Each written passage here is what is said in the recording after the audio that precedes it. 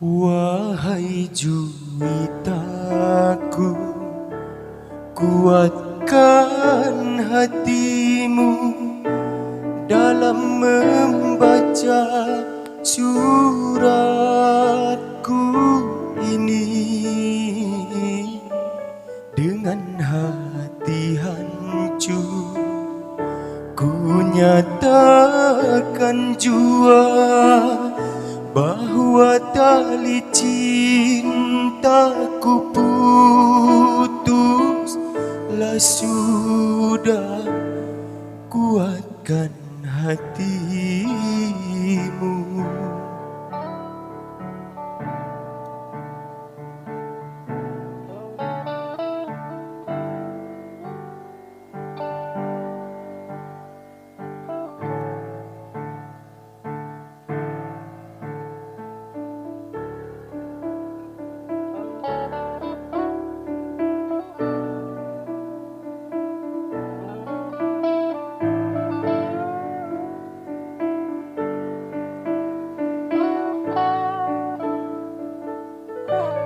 Bukan ku tak sudi atau ingkar janji, bukan pula karena ku tak setia,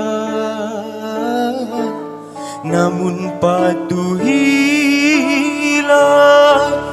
ayah dan bundamu yang tak merestui kita berdua.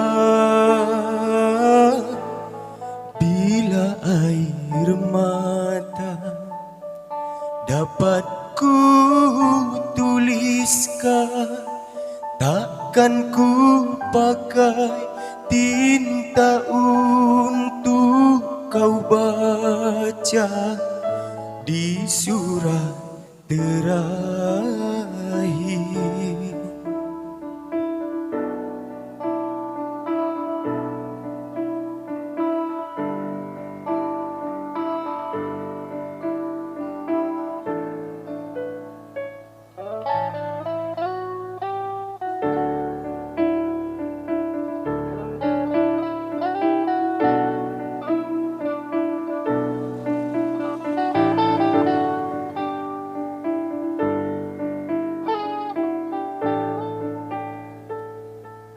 Bukan ku tak sudi